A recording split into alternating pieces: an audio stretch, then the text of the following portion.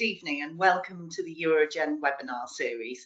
I'm Michelle Batty and I'm the manager of the European Reference Network that we call EUROGEN. So we deal specifically with patients with rare urogenital diseases and complex conditions that often need highly specialised surgery. And we're one of 24 ERNs, European Reference Networks, that were created by the European Commission in 2017. And they're also kindly funded by the Commission. And what are they aiming to do? Well, we're currently a network of 56 healthcare providers, and we're all trying to collaborate in order to improve patient care for patients with the rare diseases. And our specific aim is to deliver quicker specialist evaluation and more equitable access to high quality diagnosis and treatment and care for patients with rare urogenital diseases and complex conditions. So some of our activities, well, we do virtual consultations where we can network people together, kind of like a European level MDT, and we can provide advice free of charge to any clinician working in a hospital in the EEA. And you can do that very easily via our website, so please don't hesitate, do get in touch. We also work together on producing clinical guidelines, and we do training and education activities. And then finally, we're also collaborating on a patient registry, which is very exciting. So we hope that once all the 56 hospitals in our network get collaborating on the patient registry, very quickly we'll have a large data set which will really help with research and also with the evidence for the clinical guidelines. So without further ado, we're delighted to have Dr. Charlotte von Lippe here with us today, and she's a senior consultant in the Department of Medical Genetics at the Telemark Hospital Trust, Skien in Norway. And her research interests are rare disorders. And the topic of today's webinar is living with a rare disorder, the parent and patient experiences. So I'll hand over to Charlotte now, and thank you very much for sharing your expertise with us. Well, welcome to this talk tonight about living with a rare disorder, parent and patient experiences. And thank you to the organizers for inviting me to speak to you here at EUROGEN. And I will present results from 2 reviews for you today, and I have no conflict of interest. I will present to you the results of 2 reviews I did with my co-authors, so I will like to thank my co-authors Kristin Verhagen, Ingrid Netland and Plata Diesen also for this work. So the 2 reviews I will present results from will be about patients' experiences, about living with a rare disorder, a systematic review of the qualitative literature, and about parent experiences, children with a rare congenital genetic disorder, a systematic review of the parent experiences. So first of all, I mean, this is probably all well known to you, but we do have a lot of rare disorders if we count them all together. So usually we say we have about 6,000 to 8,000 rare disorders using the definition 1 in 2,000. So there are lots and lots of rare disorders. About 80% of them do have a genetic cause. And there is a myriad of studies investigating the specificities of the diagnosis in focus. A systematic review of the quality of life in individuals with rare disorders was performed in 2010, and this study sort of like tried to look about the quality of life, and it didn't really show that people with rare disorders had that reduced quality of life. However, the focus was mostly on disease-specific sort of like issues, and it was hard to get the evidence out of it. Only a few did focus on psychosocial factors, and looking at those, it did seem to have a lot to do with quality of life.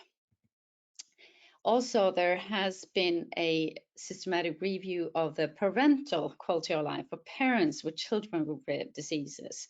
And this is a fairly new one from 2021. And it did show that parents of children with rare diseases did have reduced quality of life. However, they did compare, most of these studies compared the parents to parents of healthy children, and only, I think, 3 studies did compare parents to parents of children with other chronic disorders. So it's kind of hard to know what really is the effect here.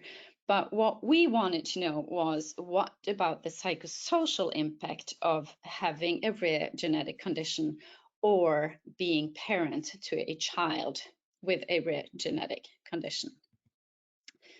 So what we did was to look at the total literature we could sort of like find. And why do a review? Well, a review does summarize the findings from several studies and makes the information more easy for the reader to sort of like comprehend and understand.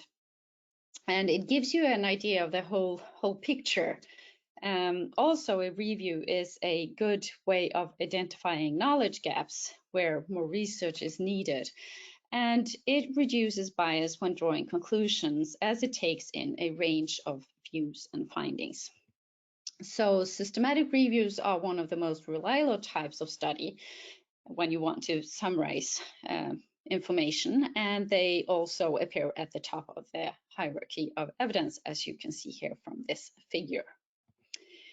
So why did we want to look at qualitative research? Well, first of all, we do know that qualitative research is a kind of research that sort of like seeks to gain deeper insight into people's experiences. And it does seek to understand the meaning of these experiences. And it is ideally suited for investigating the psychosocial and emotional and social specifics of just about anything, and also there of living with a rare disorder. And again, with rare disorders, we do know that smaller populations are needed. So for rare disorders, we do usually have smaller populations. And for qualitative research, that is okay, because we are not doing large studies and statistics. So the first paper, Living with a Rare Disorder, we wanted to look at shared experiences across different diagnoses. And as I said, 6,000 to 8,000 diagnoses. So you sort of have to make a choice about what you want to look at. So we did look at literature from 2000 to 2016.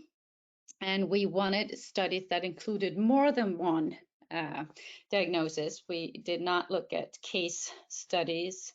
We did choose for this study, we wanted to look at individuals living with a rare disorder, so we chose adult people because we had to sort of make a choice about what diagnosis, because we couldn't do all 8,000.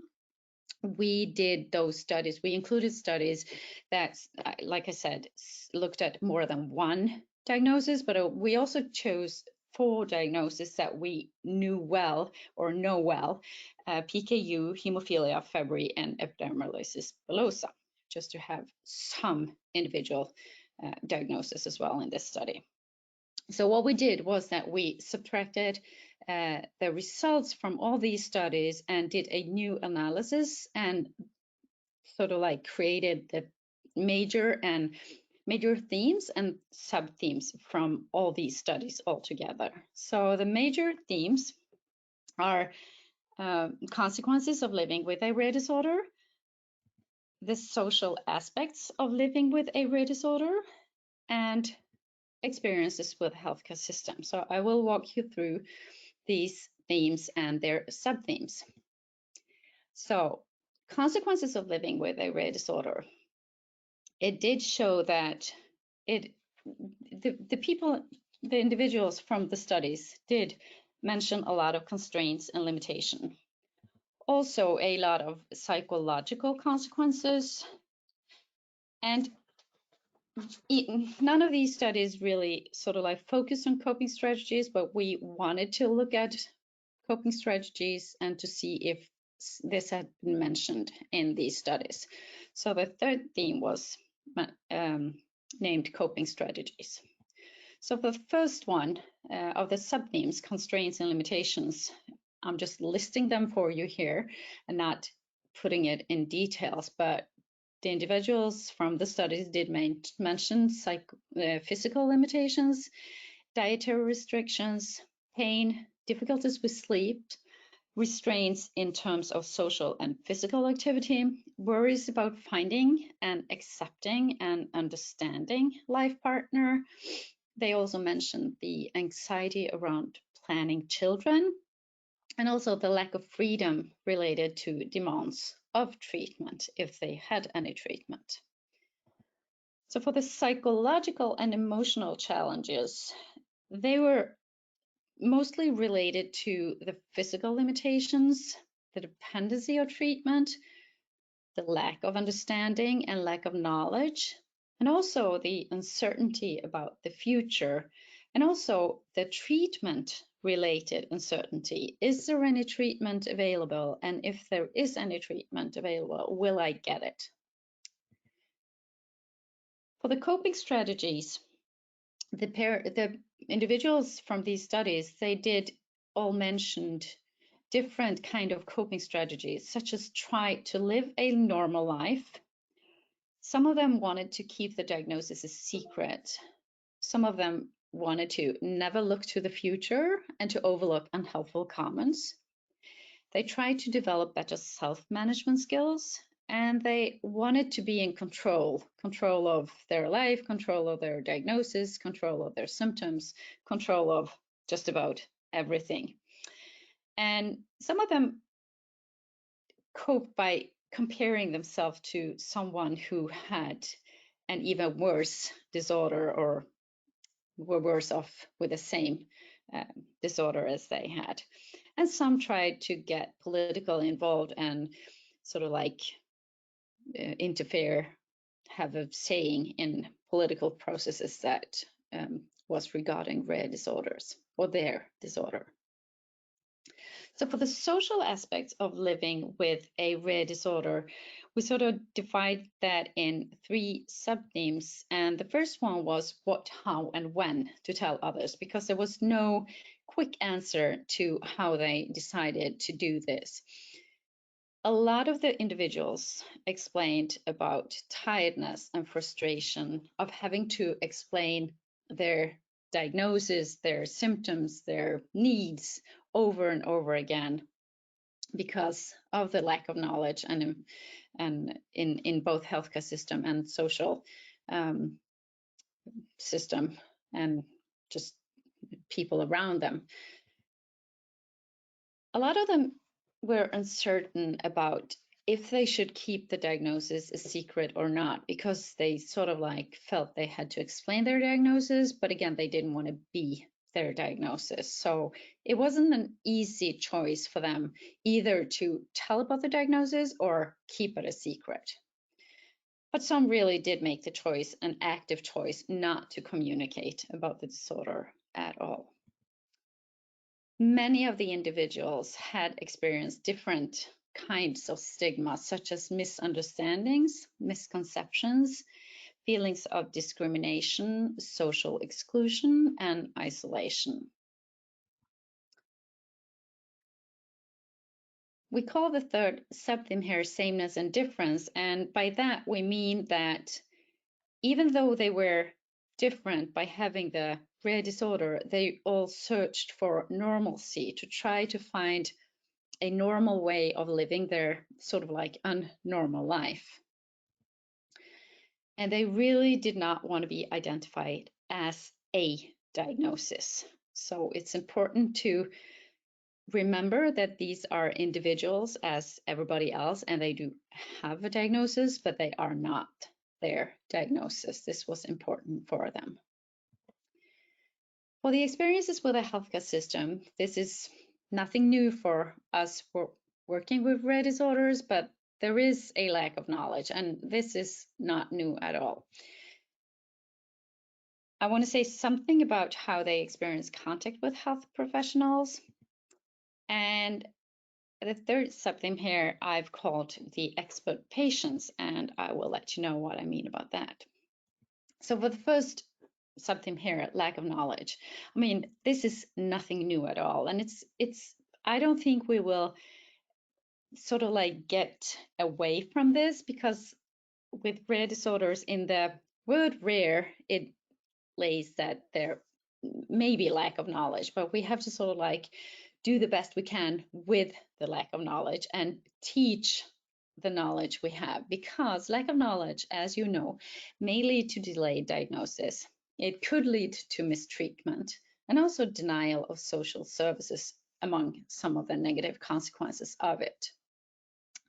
The individuals with rare disorders were critical to health professionals refusing to seek assistance or remedy the limits of their knowledge. So it was not really the fact that, I mean, they did understand that healthcare professionals could not have the knowledge about everything at any time, but they were critical when the healthcare professionals didn't seek advice or tried to figure out more knowledge about the disorder and what to do about it. And especially if the healthcare professionals sort of like denied or didn't admit that they did have lack of knowledge. And I would like to tell you a story about a mother I met to a child with hemophilia. And she told me that she had a question, a difficult question about hemophilia that she knew the answer of. And every time she met a new healthcare professional, she would ask this question to sort of like test the healthcare professional, if it was a doctor or a nurse. And if the person did know the answer, that was good. If the person did not know the answer and did not admit of the lack of knowledge and did not try to find the answer, the mother would totally lose trust in that person. And this is what we see, that lack of knowledge and people not sort of like feeling taken care of in a good way could lead to mistrust in doctors and also the healthcare system, and feelings of insecurity, fear of anger could be a result of this. And actually for the mother with the child with hemophilia, she would stop going to the hospital even though she knew she should have with the child, because she had lost trust in the system and in the doctors. So this could actually be very fatal. So for the contact with healthcare professionals, we do know this also, and this was also shown in the review here, that there is a lot of unmet needs for the holistic treatment perspectives. And we do know that doctors come and go. There is a lot of turnover also with nurses, and this leads to discontinuity for the patients, which is negative. And the individuals in the study, in these studies, did all tell about the need for understandable information. For rare disorders, there is very often not any written information about the disorder, and it's difficult to find good information online also. Some told about doctors' unwillingness to get involved even if the diagnosis was known, because there was not much knowledge about it and not many doctors wanting to have something to do with it. So that was really frustrating for these individuals. And of course, there is the lack of available treatment, and also if there is treatment available somewhere, it may not be available in your country. So that's also a problem. And we do have, as healthcare professionals, to be aware of that. These individuals with rare disorders, they would tell about being willing to try anything, any treatment at all, they would just, travel the world and try anything if it was something that could help. So we have to be aware of their very much willingness and sort of like help them to guide them in how to deal with, for example, clinical trials and stuff like that. For the expert patient theme, what we mean about that is that people with rare disorders very often become expert patients, and actually they become maybe not expert patients on the diagnosis, but they do become expert on themselves and their situation. I mean, they actively seek to educate themselves, and they try to be updated on the diagnosis, the research, the treatment. And this is, of course, easier today with internet and people. The borders for getting the information is not as it was used to be. So it's easier to get information and educate themselves. They do act as advocates for their own health, and very often they would tell about feeling that they were the best ones to make decisions about both the diagnosis and treatment. And I think this is also something we need to be aware of as healthcare professionals. So in conclusion, for the first review, I would say that people with rare disorders face challenges beyond medical issues. More knowledge, again, is needed. And I do really think that we as healthcare professionals need to have increased focus on the psychosocial health and coping strategies in the follow-up of people with rare disorders. So then I move on to the next review, because when we had looked at people with rare disorders and their experiences, we said, well, what about the parents of children with rare disorders? So we decided to do a kind of like similar study. So we looked at literature from 2000, published between 2000 and 2020, also qualitative literature on parents' experiences, and included 33 qualitative studies in this review. And for the main themes, we put up parents' experiences with healthcare, responsibilities and challenges. And also in this study, we wanted to look at factors promoting positive experiences. None of the studies really focused on that, but looking at the results, we could find quite a few of the results telling about factors promoting positive experiences. So we did summarize that in one of the major themes. So for parents' experiences with healthcare, very much is sort of like similar to what we saw from our first study. I mean, healthcare professionals lack knowledge and experience with rare conditions. There is a lack of coordinated healthcare, and there are many, many unknowns. So for the parents' experiences with healthcare and the healthcare professionals' lack of knowledge, this is sort of like repeating what I said in my first paper. I mean, it could lead to diagnostic delay, could lead to loss of trust and confidence. The parents may not receive the guidance they were supposed to have, and this could lead to a lot of uncertainties. And also the parents here would tell about feeling troublesome, because when there is lack of knowledge, they will probably ask the same questions many times, or they will ask more questions, and they would sometimes feel really troublesome doing this, which is not a good feeling for the parents. The lack of coordinated healthcare had quite a few really important impacts on their lives, I would say. One thing is that you have to retell the story, or the child's diagnosis and the story, over and over again. So that's exhausting in itself. But more importantly, when you have lack of coordinated healthcare, and maybe some of the rare disorders do have to visit several specialists, they need to take time out of kindergarten or school, and the parents, of course, or work if they are working. And this is not only time consuming, but I think more importantly, you take the child out of their sort of like daily life. So they will miss on the daily life in kindergarten and school.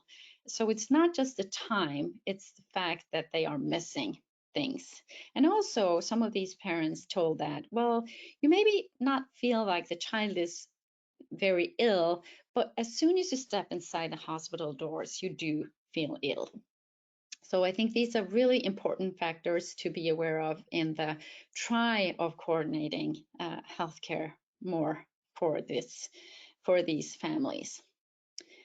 And of course, with rare disorders, there are many unknowns. I mean, there is lack of data on natural history for many of the rare and especially the ultra rare disorders.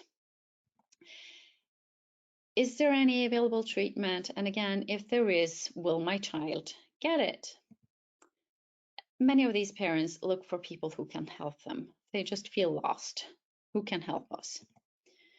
And when there is an ultra rare disorder with just maybe N01, there is no knowledge. So there are many unknowns. For the theme responsibility and challenges,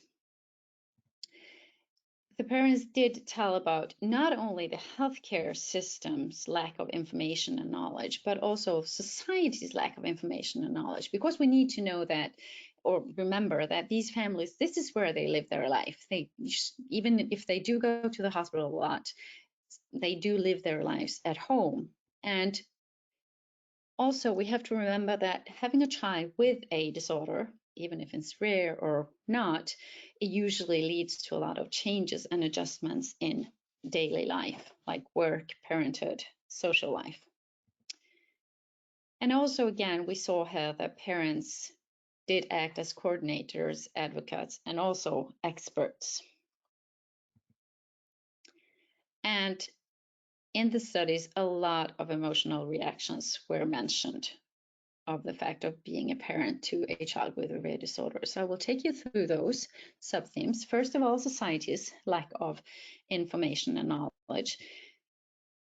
There is really a lack of understandable non-medical information. I mean, we do have a unique or rare promo that is really amazing, and there is some information about some of the rare disorders, but not in every possible language. And we have a lot of work to do on making understandable information about the disorders, because this is needed in kindergarten and school, so the parents don't have to be the ones to tell it all the time. These parents do feel they have to be in charge of everything about how the child and daily life works at home, at hospital, at school. And again, they have to repeatedly explain, not just in the hospital or healthcare system, but also in society, family, friends, school, kindergarten, you name it. For the changes and adjustments, I mean, there is very often that a parent has to also be a care worker. Let's just take a diagnosis such as ichthyosis or different skin disorders, where the parents have to do care for the child hours each day.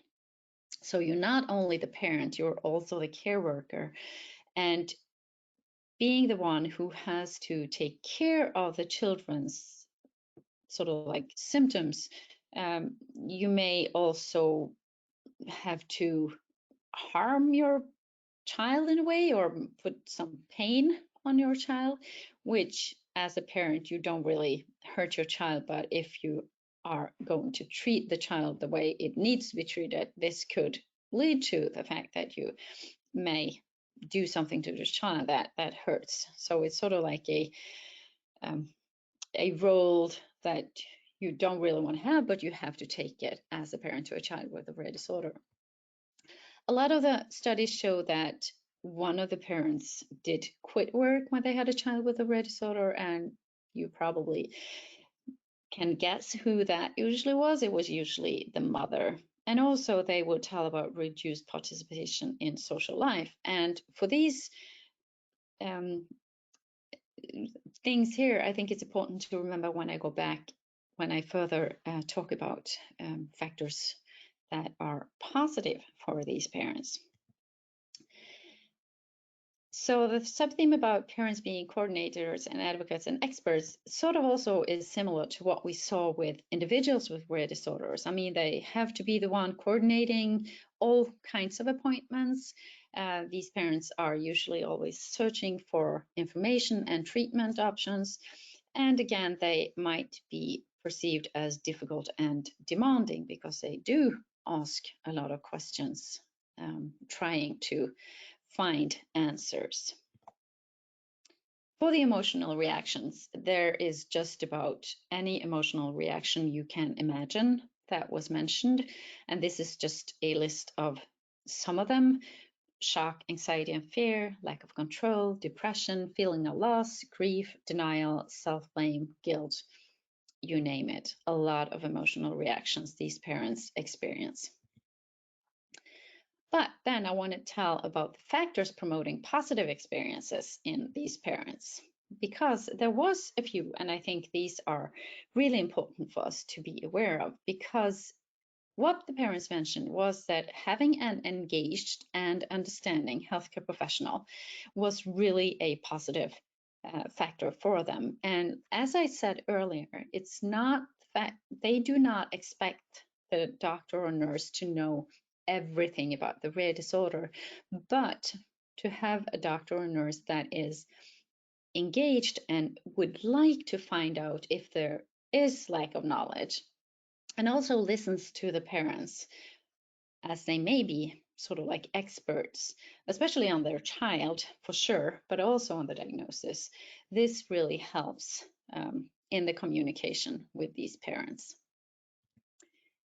The benefits of social support was really mentioned. The benefits of being able to work, and also the benefits of being able to have family and friends. And as I told you earlier, these factors were very often what they quit or stopped doing when they had a child with a rare disorder. So I think we need to sort of like help them to keep some contact with work and their social family, friends, because we do know those are factors that promote positive experiences.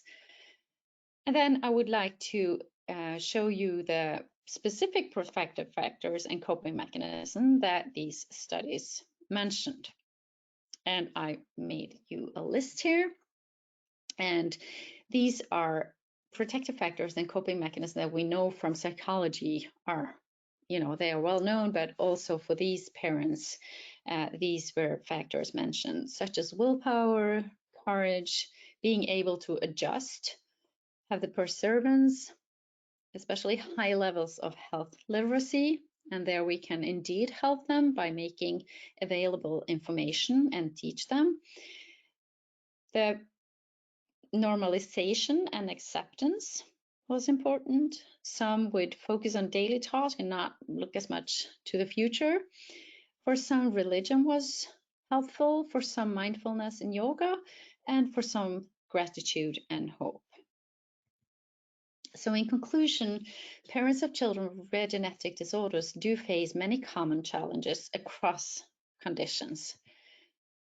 And I do think healthcare professionals should be trained to handle and optimize meetings in spite of uncertainties and lack of knowledge. And of course, there is a need for more coordinated care and a more holistic approach in the follow-up of these children and their families. And again, I think the development of more international collaboration on both research, diagnostics, and making available correct information and understandable information for both healthcare professionals and lay people should be prioritized. So finally, some take-home messages. Healthcare professionals need to have increased focus on psychosocial health in the follow-up of people with rare disorders.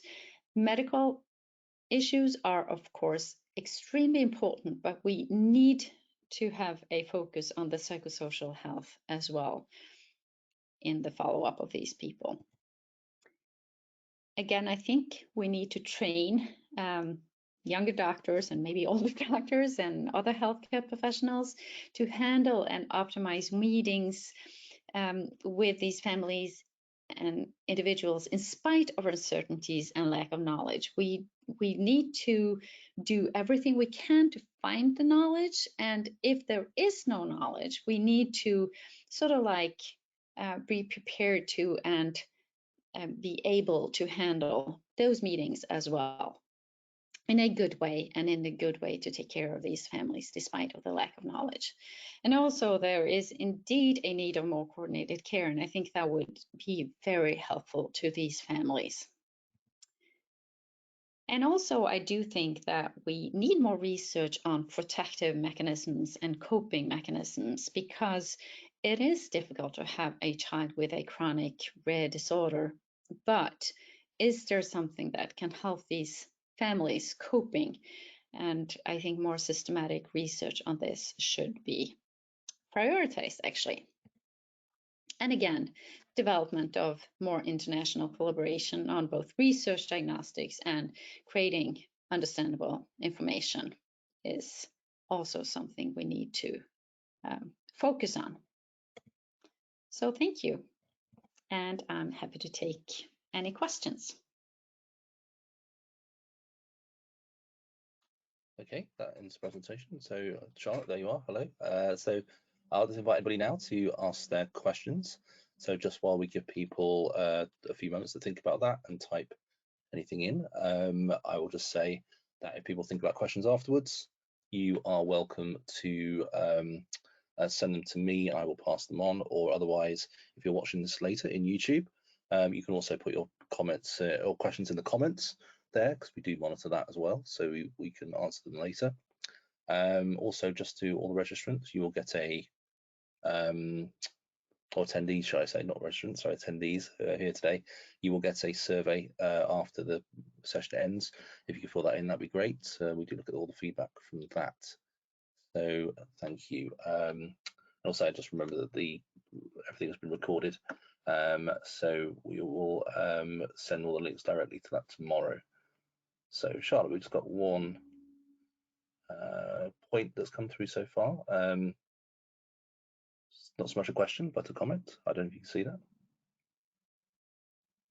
Yes, definitely. It says one point that has been useful so far is the creation of parents associations, and definitely, I mean, when we diagnose individuals with rare disorders, we always look for that, and it's so important for these individuals. They always look for someone else in the same situation, but of course for a lot of the rare disorders, they don't have parents associations or patients associations. So I mean, as a healthcare professional, I'm just so grateful to those parents that do make these associations, because it means so much to these people. Yeah, so it's very important. Definitely. Okay, thank you. So wait for other people to ask anything. So just while we're waiting, some other messages, I guess, just to for everyone to I don't know if this is everybody's first time at one of these, but we do have other sessions lined up, usually kind of weekly. So if you check out the EUROGEN website, the details you should have of those through the registration process. You can see all of our sessions that are kind of upcoming on there. I think they've got them on there till the end of 2023. We are starting to book them in now for 2024 as well. So they'll be put on there as soon as we can confirm them. Okay, no other questions at the moment. I'll give people a few more seconds. So, and some people do take some time to type them in sometimes. Is there anything else I need to say? I can't remember.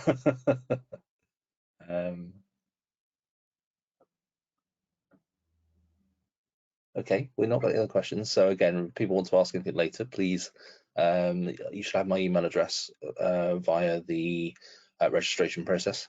And so you can also watch back and put them into YouTube tomorrow.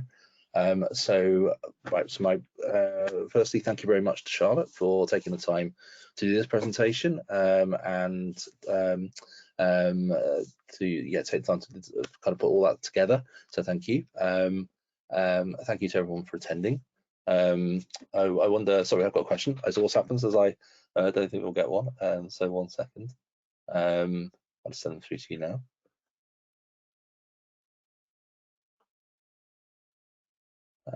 Have you got that from Joseph, I think?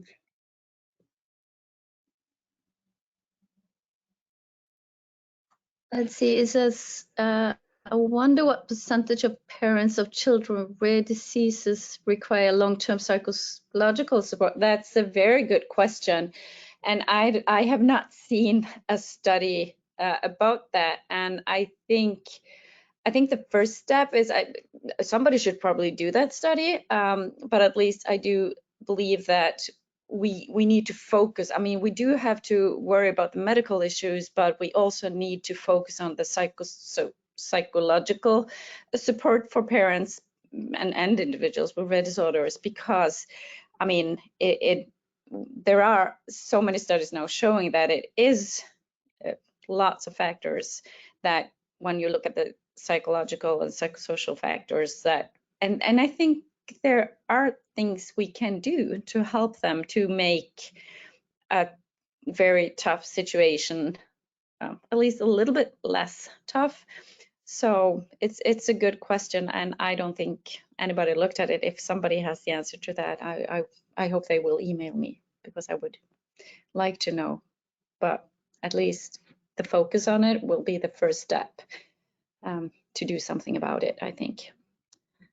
And was there another one?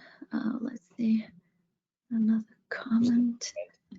Oh, okay. He was just saying, Yeah, just saying no. Thank you for sharing results. Okay. Well, Okay, so you. people have a few seconds just in case they want to follow up on any of that. But yeah, so thank you again, Charlotte, for doing this. Much appreciated. I knew we have a few other presentations previously, kind of dealing more generally with the kind of patient perspective. So please, I would urge if people, those who enjoyed this one, you were to find those other webinars also on our YouTube channel. We might actually create a playlist for these actually, because I don't think we've actually created one for kind of more overarching ones at the moment. So I think we have enough now to do that. So we will do that. So again, thanks again for those who attended. Please fill in the survey you receive, and so check out our website for future sessions. So I think that's everything. So thank you again, Charlotte. I don't know if you want to say anything just in conclusion or before we go. No, I'd just like to say thank you to the organizers for inviting me. I mean, this is not like hard medical stuff, so I really hope still that it's useful and gives you a different perspective. And I think it's a lot of issues we do need to be aware of, and I think we can do a job here. So yeah, thank you. Excellent, thank you. Well, just to say on that, actually, yeah, because we do as an organisation, as EUROGEN, we obviously deal with lots of kind of the rare diseases with the clinicians, but we also have a lot of European patient representatives working with us in the organisation as well, to bring a patient perspective to everything as well. So it's very important that we want to get this kind of these messages across as well. So thank you for taking the time to do that. So okay, so thank you everyone. Hope everyone has a good evening, and we'll see you all again soon. Thank you very much. Good night.